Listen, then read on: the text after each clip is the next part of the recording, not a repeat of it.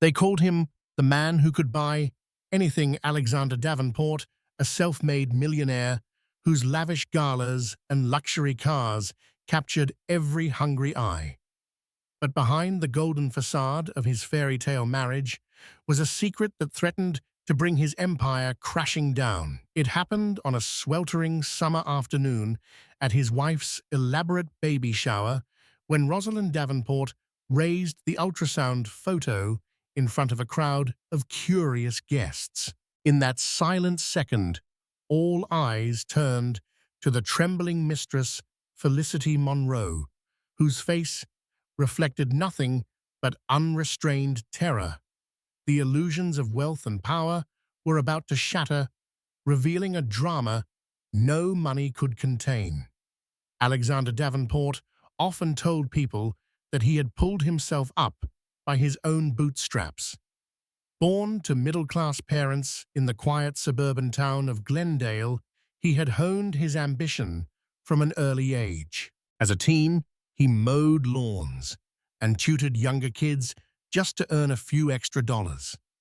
By 21, he'd made his first successful stock investment. By 25, he was directing a new technology startup in the heart of San Francisco, and by 30, he had secured his place among the city's young elite, with a net worth creeping toward 8 figures. He married Rosalind Turner, a sweet socialite from an old-money Boston family, when he was 28. Their wedding was heralded as the event of the year, a romantic ceremony at a vineyard in Tuscany, complete with a string quartet, fireworks, and a guest list that featured everyone from state senators to minor European nobility. Newspapers from all over the country covered it, painting them as the perfect couple. People lauded their charity work, fawned over their romance, and insisted they were destined for greatness. Yet beneath that shimmering veneer lay a hidden dimension to Alexander. His unrelenting ambition and hunger for success sometimes manifested as a restlessness, a need for validation that even his loving wife, dazzling home, and social status couldn't quell. Over time, that restlessness grew, morphing into a taste for danger. Alexander thrived on challenge, on the high of courting risk. In the hush of corporate boardrooms and over champagne at exclusive gatherings, his eyes began to wander. He was discreet, never one to court open scandal, but there was an undeniable spark whenever he found himself in the company of alluring women beyond the confines of his marriage. His wife's occasional knowledge of these rumors was an unspoken thorn in her side. Rosalind, outwardly poised, often inwardly battled her suspicions and insecurities, but those storms in her heart were overshadowed when her long-held dream finally came true. She became pregnant. After a few heartbreaks, failed attempts at in vitro fertilization, she had finally conceived. Alexander was overjoyed, or so it seemed. He doted on her, bringing her favorite bouquets of peonies and lavender, scheduling the best prenatal care, and slowing his hectic schedule just enough to accompany her to medical appointments. Still in the background, the phone calls and hushed texts from a certain number continued. The name on his phone read Felicity Monroe, a slender brunette who possessed a sharp mind, a wicked sense of humor, and a fierce determination that mirrored his own. She was not just a young woman enthralled by a wealthy older man. She was an intelligent marketing director who had climbed the corporate ladder rapidly through cunning and charm. Despite Alexander's attempts to keep the affair quiet, he found himself increasingly ensnared by Felicity's energy. When he was with her, it felt like he was stepping out of his gilded cage. She did not ask him about quiet domestic evenings or baby furniture. She spoke of exotic travel and new business ventures. She was both his confidant and an escape, her presence electrifying. And it was an addiction he couldn't seem to shake, even as Rosalind's belly grew and baby names became the topic of daily conversation.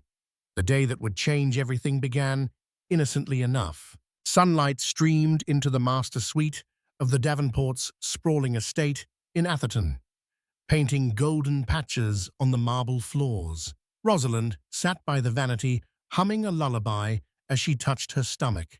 She was 30 weeks pregnant, and this ultrasound session was crucial. It would determine the baby's health growth and possibly reveal details of any complications. Alexander had come in late the previous night, discreetly slipping into bed, claiming he'd been busy closing a major deal with overseas partners. Rosalind had believed him mostly because she wanted to believe him. But there had been an edge to her voice, a faint trembling, as though she'd begun to realize that some intangible wedge had come between them. They arrived at the private clinic in separate cars, Alexander explained. He'd had a meeting earlier, and Dr. Marjorie Caldwell greeted them warmly. A pioneer in prenatal care among the wealthy elite, Dr. Caldwell often dealt with high-profile clients. She prided herself on her professionalism and skill. Rosalind lay on the padded examination table, letting out a sigh of relief when the ultrasound's images appeared on the monitor. The gentle whoosh of the baby's heartbeat calmed her. Alexander stood by her side, his hand over hers, seemingly enraptured by the black-and-white flicker that was their child. "It's a strong heartbeat," Dr. Caldwell remarked with a smile, pointing at the monitor. "And the growth is exactly where we want it." Rosalind's eyes gleamed, and for a moment she felt that old love returning to Alexander's gaze, that unspoken dream of a happy family. The doctor printed out the ultrasound pictures and placed them in Rosalind's hand. But as they walked out of the clinic, Rosalind's phone buzzed. It was a message from her friend, Victoria Chen. "Your baby shower is all set. Don't be late. We have a big surprise." Little did Rosalind know, the biggest surprise was not from her friend. Alexander, preoccupied with a quick phone call, parted ways with Rosalind, promising to meet her at the estate in a couple of hours. As he walked away, she spotted the contact name Felicity Monroe lighting up on his phone. That set a tiny flicker of doubt in the back of her mind. The baby shower was an extravagant affair, as one might expect from the Davenports' circle. Their Atherton mansion, sprawling across 3 acres, boasted manicured lawns and fountain sculptures. Under pink and blue drapes that swayed in the breeze, guests sipped champagne or sparkling cider for the pregnant women and savored miniature French pastries. A few celebrity acquaintances like Margot Jennings, the fashion designer, and Bruce Helmsley, the owner of a major sports team, graced the party with their presence. Soft classical music filled the air, complemented by the gentle clinking of glasses. Everywhere she turned, Rosalind could hear guests giggling, congratulating her, praising the wonder of impending motherhood. Rosalind was basking in compliments from an elderly duchess, an old friend of her mother's, when she caught sight of her husband stepping off the veranda.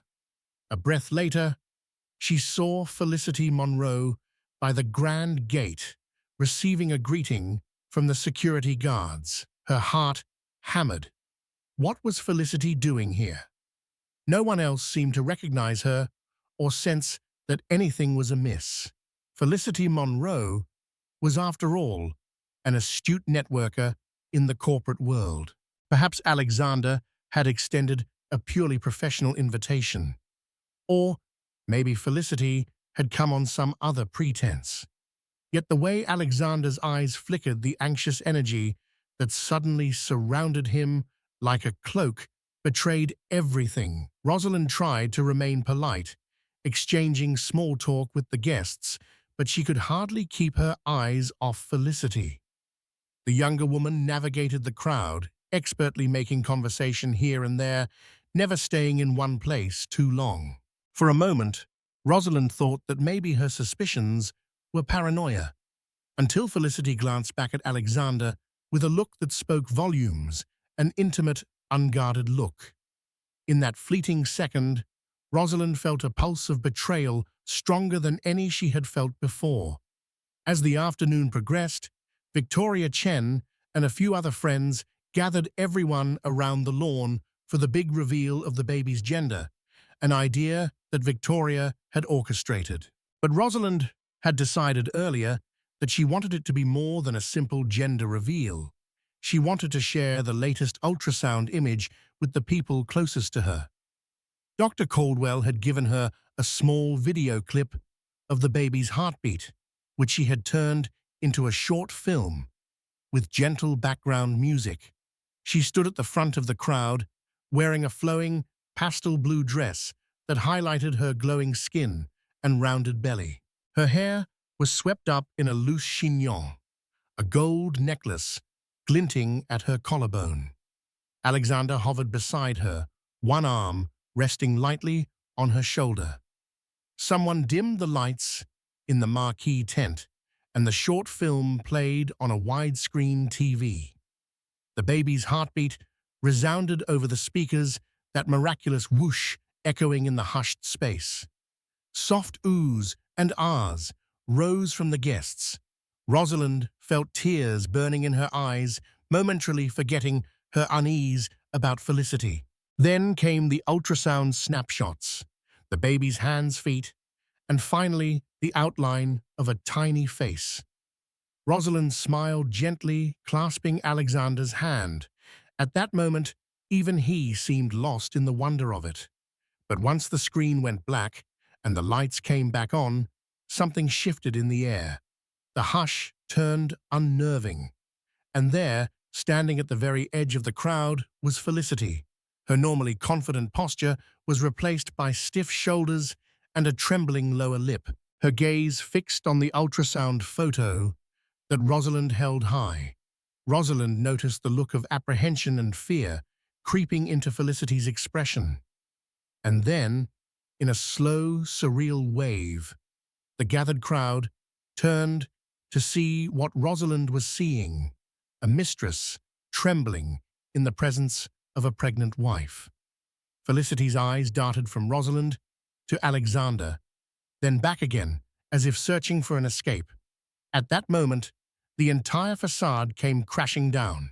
Rosalind's mother, Beatrice Turner, was the first to sense something cataclysmic was unfolding. She let out a bewildered gasp, her hand flying to her mouth. A couple of the guests exchanged puzzled looks. Others shifted uncomfortably, aware that a drama bigger than any conventional baby shower game was unfolding before them. Alexander felt sweat beading on his forehead. He tried to maintain his composure, but panic gleamed in his eyes. He nearly stepped forward to usher Felicity away, to salvage the moment somehow, but it was too late. Rosalind gently laid down the ultrasound photo on a side table. The tension in the tent was so thick that it felt like the hush of a funeral parlor. Slowly, deliberately, she turned to Alexander and Felicity. "Alexander," she began, her voice quivering. "Why is Miss Monroe here?" He struggled to answer, his mind flipping through possible lies, excuses, rationalizations. She's here on a professional matter. Felicity cut in, her voice shaky, but with an attempt at her old confidence. "I'm from his marketing division. He's been consulting me on new expansions. I just wanted to drop by to congratulate you both." Rosalind wasn't buying it. She glanced at Felicity, picking up on every flicker of guilt and fear. "Really? Then why do you look as though you've seen a ghost?" The tension snapped like a dry twig. Several guests backed away quietly, giving space to what was becoming a very public confrontation. Some turned their faces away out of sheer awkwardness or embarrassment. Others looked on, riveted, as though witnessing a real-life soap opera. Rosalind couldn't hold back the tears stinging her eyes. She'd spent weeks, months, ignoring a gnawing suspicion. She had hoped that her husband's occasional distance was due to work stress, not infidelity. Confronted now with what felt like undeniable evidence, her heart hammered against her rib cage. "Answer me," she whispered through clenched teeth. Alexander tried to salvage the scene. "Rosalind, please, let's talk inside. There's no need to involve everyone here." But Rosalind, driven by heartbreak and anger, refused to be moved. "No, if there's truth to be told, let everyone hear it." And so, in the hush of the marquee tent, Alexander found himself forced to admit what he'd hoped to keep hidden. "I made a mistake," he whispered, staring at the ground. "I hired Felicity to help with a new venture. We got close. Too close." The murmurs from the crowd were immediate and scandalized. Felicity's face turned ashen, tears forming in the corners of her eyes. Just then, Rosalind's father, Nigel Turner, stepped forward. "My daughter is 8 months pregnant, and you decide to do this to her?" he demanded, voice trembling with rage. Alexander, choking on shame, whispered, "I'm sorry." For a long moment, no one moved. The only sound was the gentle whir of the tent's ceiling fans. Then Rosalind's best friend, Victoria, hurried to the trembling mother-to-be, wrapping an arm around her for support. Rosalind took a shaky breath. "You're sorry," she repeated, turning to Felicity.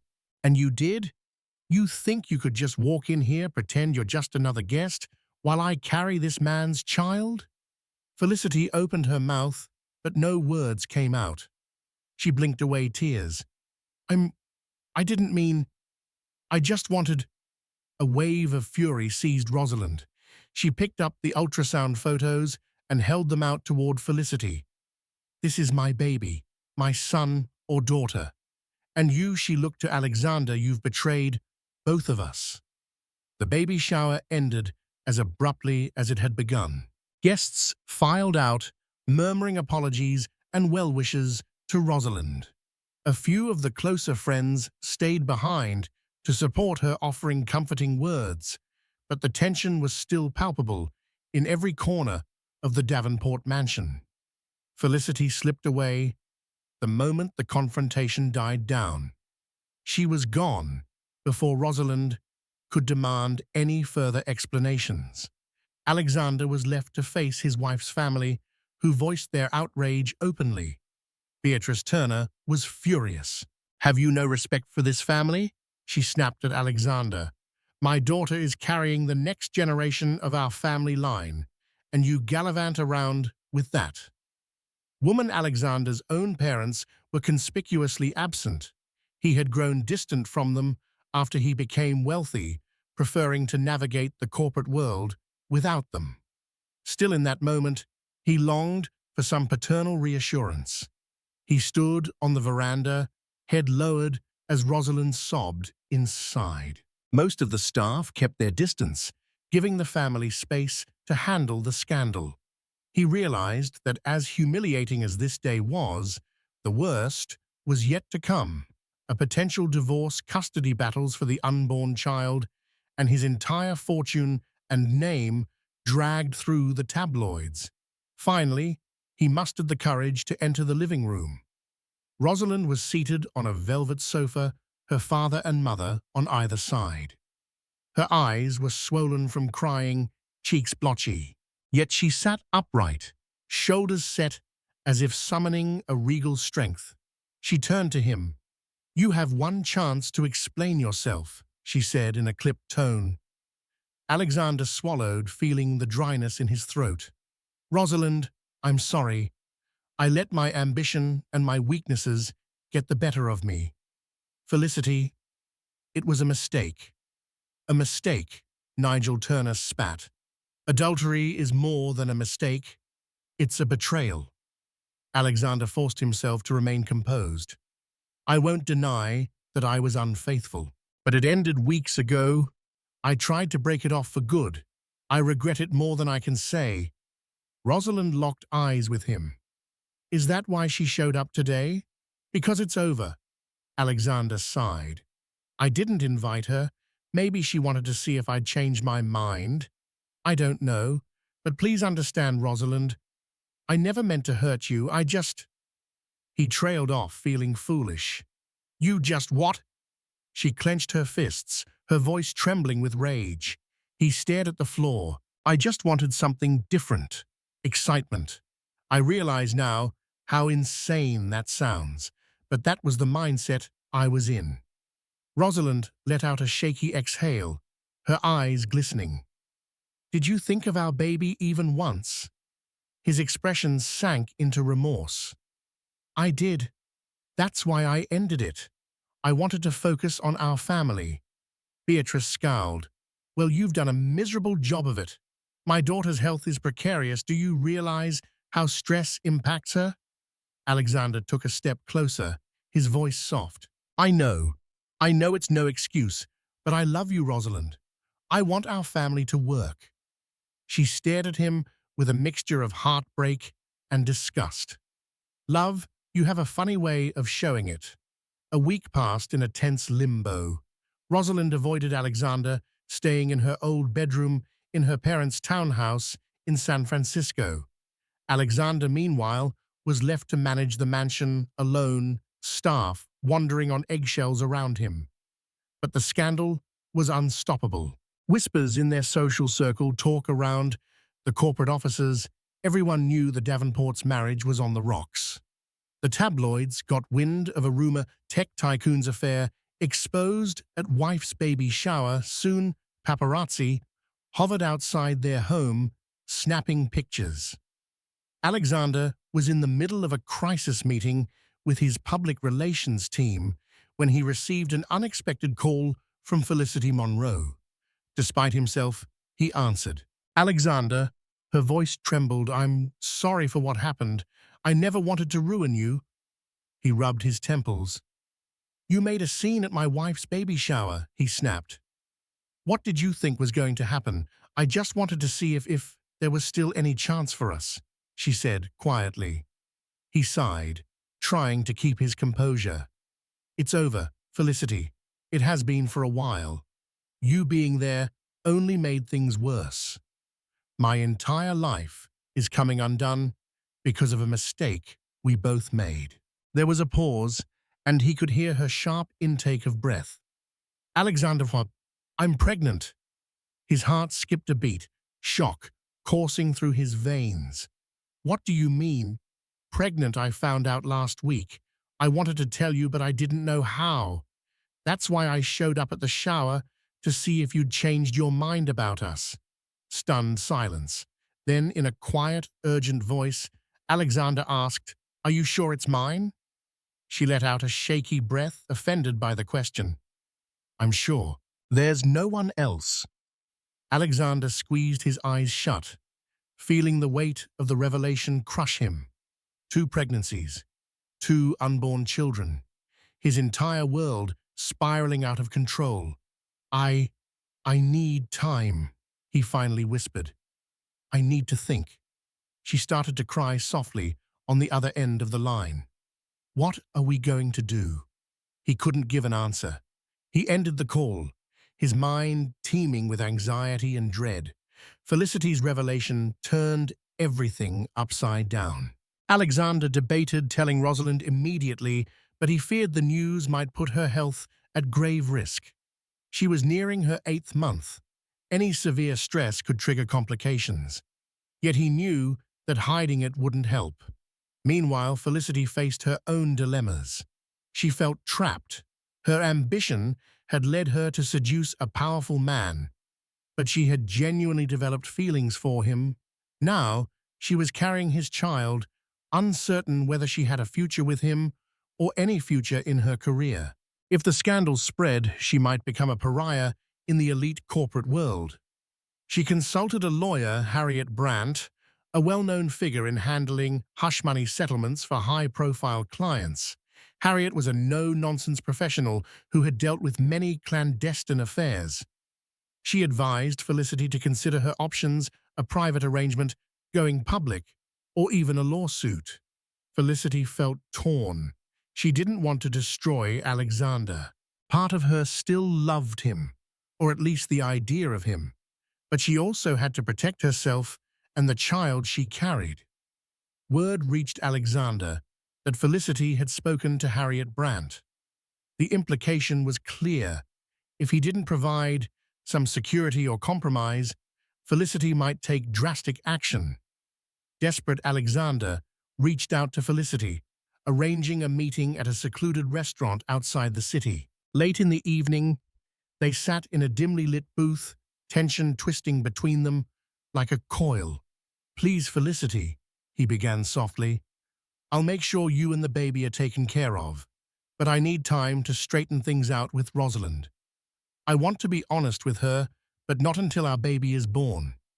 Her health is fragile." Felicity ran her thumb across the rim of her water glass. "And what if Rosalind never forgives you? Are you going to run off with me?" Alexander swallowed. "You know that's not realistic. I don't want to abandon my marriage. I've made a grave mistake, but I still love Rosalind. I love my unborn child, both children." His words cut Felicity like a knife. She blinked away tears. "You say that, but what about me? I'm not just some walking scandal. I have my own life, my own dreams." He reached across the table and squeezed her hand. "I promise I won't leave you stranded. Whatever happens, you will have financial support, and I'll be there for our baby if you let me. I just can't give you what I gave Rosalind because she's my wife." Felicity sniffled. "That's exactly it. I'll always be second, always hidden." Alexander exhaled heavily. "I'm sorry, but that's the only way I can see. If you go public, it will ruin us both. You'll lose your career, your reputation. You know what the tabloids do to women in your position." Silence hovered for a few moments. Eventually, Felicity nodded, albeit reluctantly. "All right. For now, I'll keep this quiet. But if you betray me again, I won't stay silent." Rosalind tried to distract herself from her marital woes by focusing on her pregnancy. She spent time with her mother, visiting baby boutiques, preparing the nursery, choosing everything from paint colors to crib designs. On the surface, she seemed composed, but inside she was in turmoil. Rumors swirled around her social circle. Some claimed she was divorcing Alexander immediately. Others insisted she was forgiving him. The truth was, she hadn't decided. She was torn between love, betrayal, heartbreak, and fear for her baby's future. One afternoon, Victoria Chen appeared at Rosalind's door with a concerned expression. "Ros, you need to see this," she said gravely, handing her a gossip magazine. On the front page was a blurred photograph of Felicity and Alexander in what appeared to be a cozy conversation. The headline read, "Tycoon's secret, meetings continue." Rosalind's stomach churned. "He told me he ended it," she whispered, tears brimming in her eyes. "Maybe it's just old photos," Victoria tried to console her. But Rosalind recognized the date on the corner of the restaurant receipt that some paparazzo had managed to snap a photo of. It was only a few days prior. Furious, she went straight to her phone and called Alexander. He answered on the second ring, his voice tense. "Rosalind." She drew a shaky breath. "I saw the tabloids. Is it true?" He hesitated. "Let me explain." She cut him off. "No, I don't want an explanation over the phone. Meet me at our house tomorrow morning. I want the truth." The next morning, Alexander arrived at the Atherton mansion to find Rosalind pacing in the grand foyer. She looked striking. In a simple white maternity dress, her gaze filled with anger and sadness. He approached, cautiously aware that Beatrice and Nigel Turner were in the drawing room, likely ready to step in if he upset their daughter. Rosalind fixed him with a steely glare. "Talk." Alexander took a deep breath, then guided her into the library for a semblance of privacy. Floor-to-ceiling mahogany bookshelves and plush armchairs gave the room a stately aura, but the tension overshadowed any sense of comfort. "I met Felicity," he began, "but not for the reasons you think." "Really?" Rosalind scoffed. Enlighten me. Alexander braced himself. She's pregnant, he said finally. Rosalind felt the blood drain from her face. She clutched the back of a chair to steady herself. You got her pregnant? He couldn't meet her eyes. Yes. Her trembling grew. She lowered herself slowly into the armchair, staring at him as though he were a stranger. That's why she looked so terrified at my baby shower. Alexander nodded, shame burning in his cheeks. She discovered it right before then. I didn't know, Rosalind, I swear I didn't. She just showed up that day to see if she had any future with me. Rosalind's breaths came fast. Oh my God. I don't know what to say. He knelt next to her chair, gently placing a hand on her knee. I'm sorry. I never intended for this to happen. I've told her I'll take responsibility, but it doesn't change what I've done. It's a betrayal, and I have no excuse. She pulled away, staring at him with a mix of fury and heartbreak. So now you have 2 children on the way. He nodded, unable to speak. Tears ran down her cheeks. I can't believe this. It's like a nightmare. Do you have any idea how humiliating this is? How painful? Alexander lowered his head. I know. If I could go back in time, I would. She gave a bitter laugh. What do you want from me? Forgiveness, compassion. He closed his eyes, voice raw. I just want you to know that I love you. I love our baby. I want to make this right, to do whatever I can. But I also can't abandon my responsibility to Felicity's child. Rosalind let out a ragged breath, her anger momentarily overshadowed by confusion. I need space. I need time. He nodded, rising to leave. I understand. I'll give you all the time you need. He turned to go, but paused at the door. Just remember, my priority is you and our baby. She looked away, tears slipping down her cheeks. Over the following weeks, as Rosalind entered her final month of pregnancy, the stress weighed heavily on everyone. Alexander faced a double crisis, salvaging his business reputation and bridging an ever-widening rift with his wife. Gossip articles didn't relent. Photos circulated of Felicity's growing belly, leading to endless speculation. Felicity herself was in turmoil, trapped between wanting Alexander's support and despising him for refusing a relationship. Meanwhile, Harriet Brandt prodded her about legal measures to secure financial stability.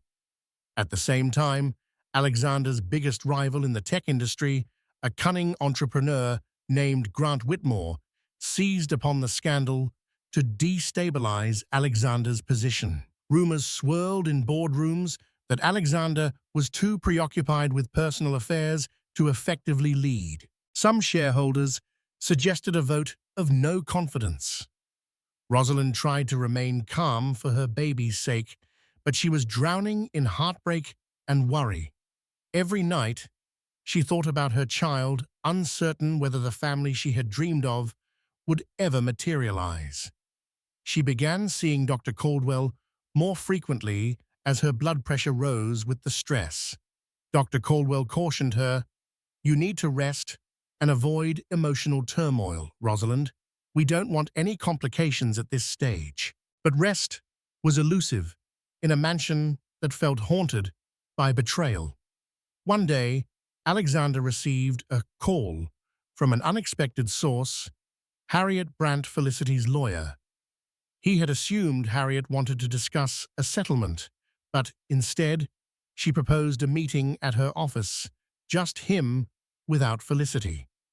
Curious and wary, Alexander arrived at Harriet's upscale office suite in downtown San Francisco, where he was greeted by a cheerful receptionist who led him to a glass-walled conference room. Harriet Brandt, a sharp-dressed woman in her late 40s, stepped inside, closed the door, and offered him a seat. "Mr. Davenport," she began, "I represent Ms. Monroe's interests, but I also have a broad view of this situation. I want to see if we can reach a mutually beneficial resolution. Alexander pursed his lips. I'm willing to support her, but I can't give her a relationship. Harriet gave a subtle nod. Felicity understands that. However, she's worried about her financial stability, her career, and the child's future. He swallowed. I'll make sure the child wants for nothing education, health care, a trust fund, whatever is needed. She held his gaze. That's admirable. But I also sense that you're in danger of losing your marriage. If that happens, you may lose more than you realize. His eyes flickered with anxiety. I'm aware. Rosalind is my wife, the mother of my firstborn, and I love her. Harriet lowered her voice, leaning in. Then, I suggest you be honest with her, fully honest. Offer Felicity a substantial arrangement in writing, so there's no ambiguity. Show your wife that you're serious about mitigating the damage you've caused. Alexander considered. What if Rosalind can't accept that another child is in the picture? Harriet's expression softened slightly. She might surprise you, or she may choose divorce. But whatever you do, don't keep Felicity and this baby a secret. That will come back to haunt you. And if Ms. Munro feels cornered, she might go public with everything. He mulled over the advice. It was risky, but Harriet was right. Secrets only fester. He needed to face the consequences head-on.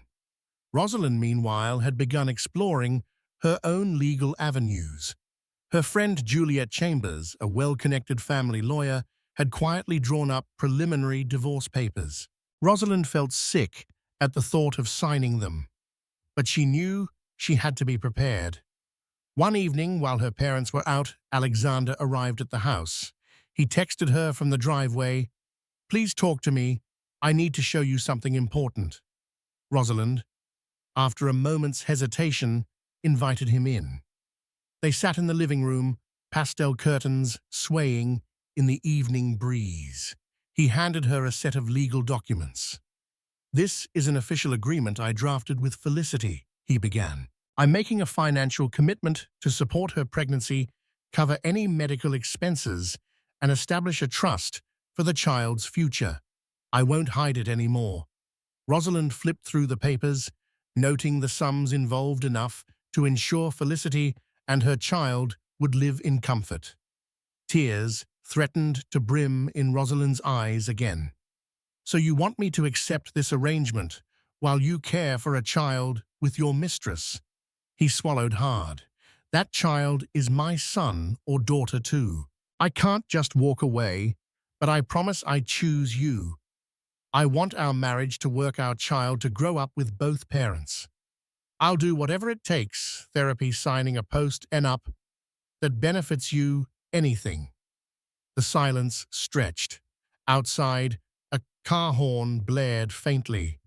"Alexander," she said softly, "what if I can't live with this? What if the pain is too much?" His voice trembled. "Then I'll respect your decision. But I'm begging you to give me a chance. I've made a terrible mistake, but I still love you more than anything." She squeezed her eyes shut. "The tabloids are calling me a fool. My friends whisper behind my back. My family wants me to leave you. But I'm so tired of heartbreak. I'm so tired of everything." He reached for her hands. "Rosalind, you don't have to decide tonight. I just want you to know I'm committed. Whatever it takes, I'll do it."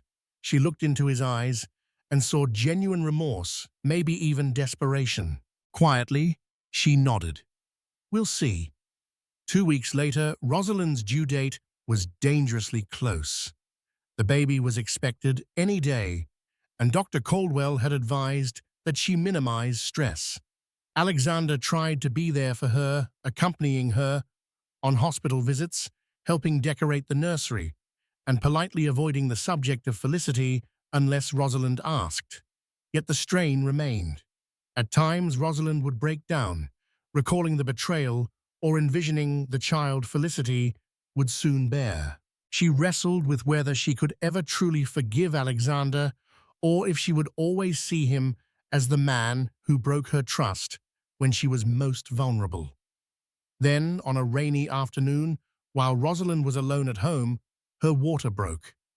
The house staff scrambled to assist her, calling Alexander and her parents. An ambulance was summoned, rushing her to the hospital through slick streets. Alexander dashed out of a meeting the moment he got the call. Heart pounding, he navigated the flooded roads to reach the hospital, hoping he wouldn't be too late. When he arrived, Beatrice and Nigel were already in the waiting room, looking worried. Dr. Caldwell emerged moments later, beckoning him. "She's asking for you. She's in labor, contractions are coming quickly. You might want to suit up." Alexander threw on a sterile gown and hurried into the delivery room. Rosalind lay there, sweat beading on her forehead, her breath coming in ragged gasps. Seeing him, she reached out with trembling fingers. He clasped her hand. "I'm here," he whispered. "You can do this." The next few hours were a blur of pain, encouragement, and frantic medical activity. Rosalind's labor was more complicated than expected. The baby's heart rate dropped occasionally, and there were whispers among the nurses of an emergency C-section. But finally, after an intense struggle, the baby's cries filled the air. A healthy baby girl, with a shock of dark hair wailing in protest at her abrupt arrival.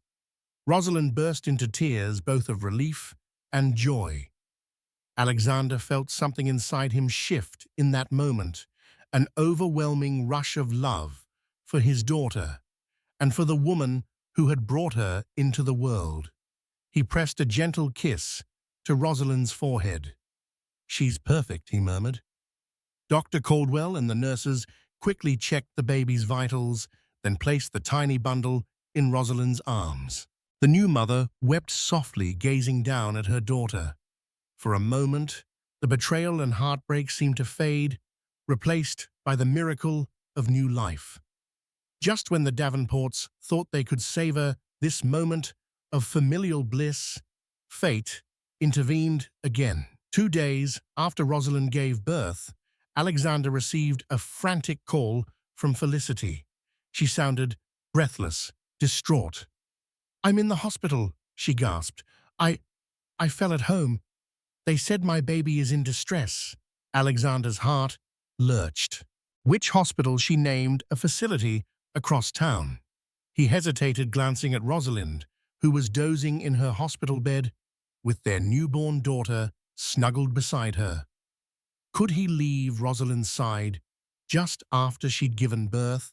But Felicity was carrying his child, and from her panicked tone, this was an emergency. Driven by a sense of duty, Alexander quietly slipped out, leaving a note for Rosalind with the nurse.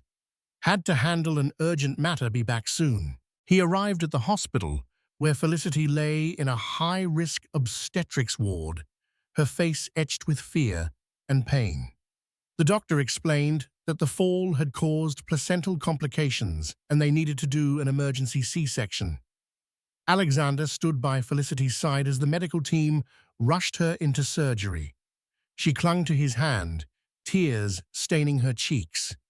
"Don't leave me," she whispered. Under the harsh, fluorescent lights of the operating room, Alexander witnessed his second child come into the world, a premature but alive baby boy.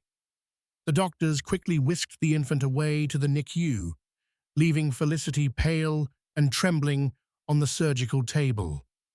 She reached for him, her words faint. "Is he okay?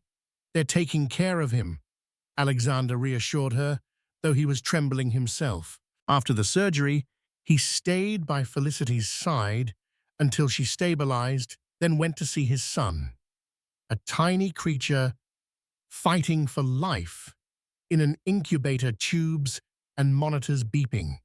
Alexander gazed at the child, overwhelmed by conflicting emotions: love, fear, guilt, heartbreak. He ran a hand through his hair, feeling the weight of two families resting on his shoulders. "What am I doing here?" Word reached Rosalind the next morning. She awoke to find the note from Alexander, but he hadn't returned. Worried, she called him repeatedly, and eventually he picked up in the hallway of the hospital's NICU. "Rosalind," he said, voice hoarse. "I'm sorry, Felicity had an accident. She went into premature labor." Rosalind's heart sank. "Is the baby okay?" He swallowed. "Yes, he's in NICU, but the doctors are hopeful." She was silent, trying to process. "You left me 2 days after I gave birth to be with the woman who—" She couldn't finish the sentence. "Please understand, I had to make sure they were safe," he pleaded. She took a shaky breath. "I do understand. You're that baby's father. But where does that leave us?" "Alexander?" He closed his eyes, leaning against the hospital wall. "I don't know." Later that day, Rosalind, with her parents' help, left her hospital room against medical advice. Ignoring the nurses' protests, she insisted on visiting the NICU where Felicity and her baby were. She needed closure. Dressed in a wheelchair, still weak from labor, she arrived at the NICU. The sight of tiny babies in incubators was both humbling and heartbreaking. Felicity was in a recovery bed nearby, exhausted.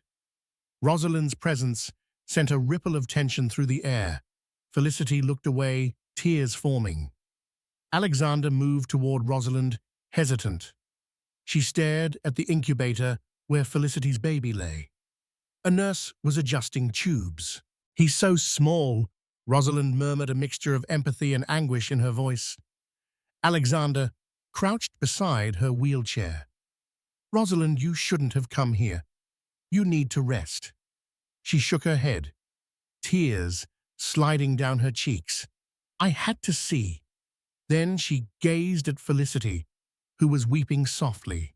"I never wanted to hate you," Rosalind whispered. I'm hurting too." Felicity's lips quivered. "I'm sorry. I never wanted to hurt you either. I loved him." A heavy silence hung in the air, punctuated only by the soft beeps of the medical machines. Rosalind exhaled slowly. "My daughter was born 2 days ago. She deserves a father who isn't torn apart by guilt and duty. She paused, swallowing a sob.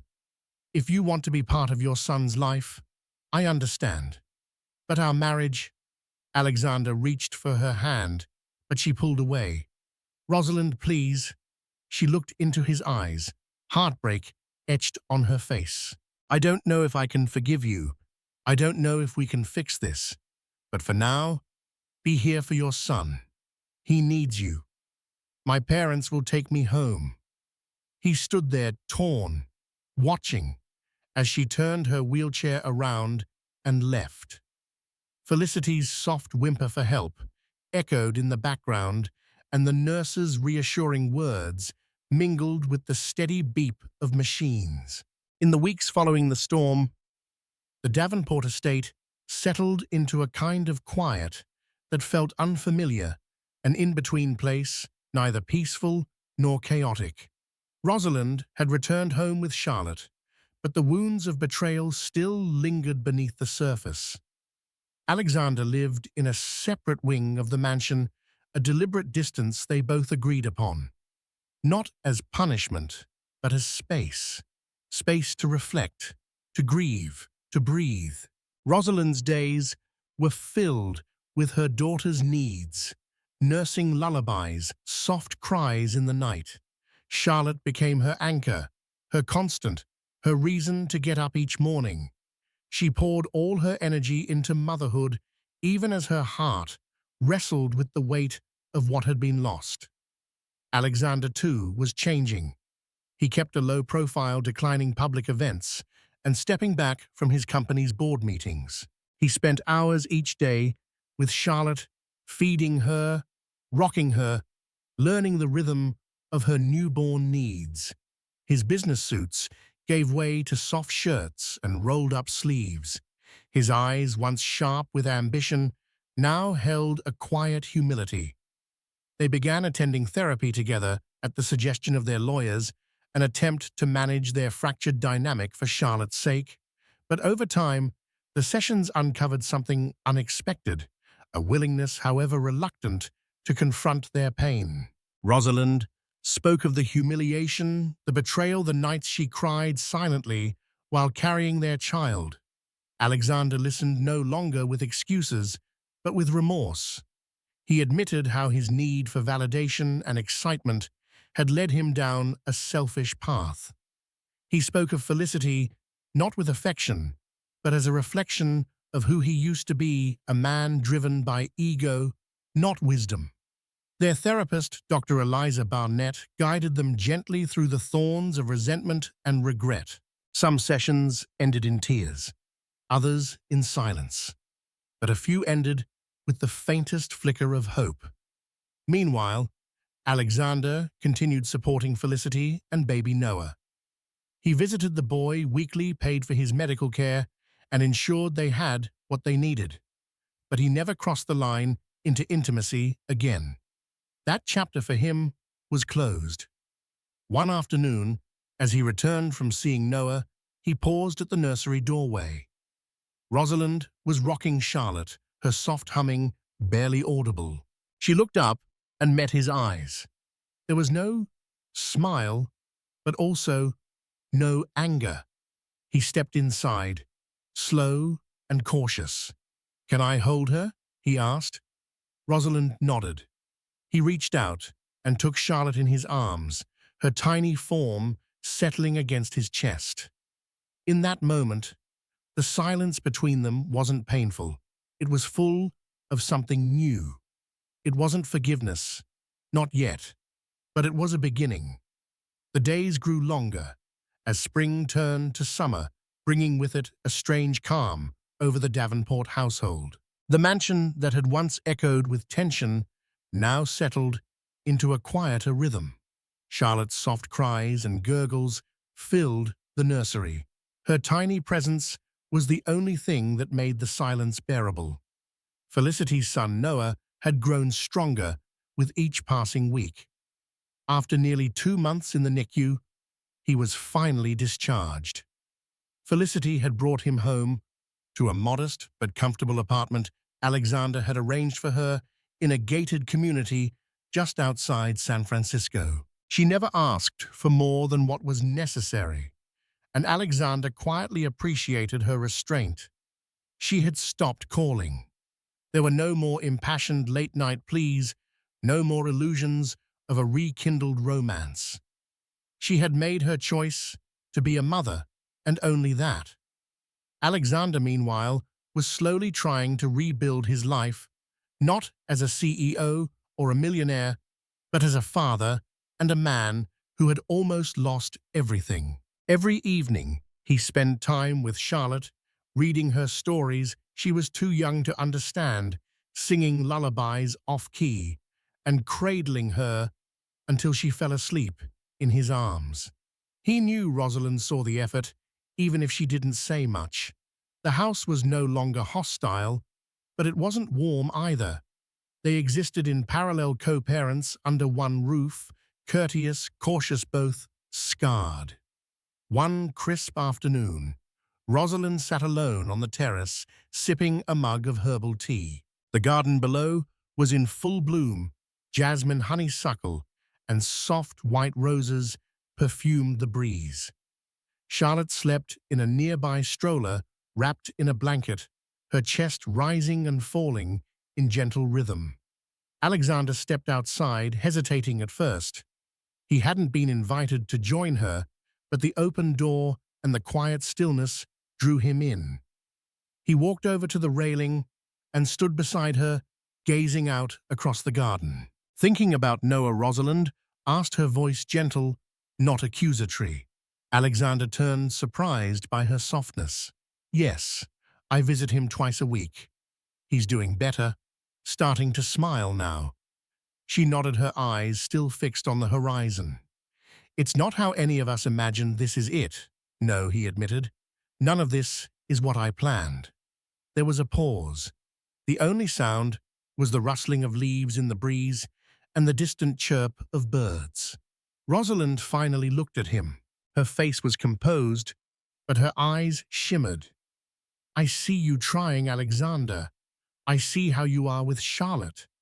I see that you're there for Noah, and I know you've been in therapy doing the work. That matters. He turned toward her, unsure of what to say. Her words felt like a small sliver of light in a room long dark. I can't forget what happened, she continued. I don't even know if I can forgive you completely. But for the sake of our daughter, for the sake of all of us, maybe we can try to move forward. Not as the people we were, but as who we are now. Hope flickered across Alexander's face. I'd give anything for a second chance, Rosalind. Not just to be in this house, but to be worthy of your trust again. She looked down at her sleeping daughter. It'll take time. And boundaries. And honesty. You'll have it, he said, without hesitation. All of it. Rosalind studied him for a long moment. Then, without a word, she extended her hand toward him. Alexander took it gently, holding it as though it were made of glass. It wasn't a grand reconciliation. It wasn't a kiss or a declaration of everlasting love, but it was something real, a choice to try again. And on that jasmine-scented terrace, with their daughter sleeping peacefully beside them, Alexander and Rosalind began the slow, fragile journey towards something new. Not perfect, not painless, but possible. Thank you for joining this roller coaster of secrets, heartbreak, and redemption. We followed Alexander, a millionaire, whose forbidden desires led to a shocking betrayal, leaving his pregnant wife, Rosalind, devastated, and a frightened mistress, Felicity, clinging to hope. In the end, two innocent children were born into a world fractured by lies but anchored by unwavering love.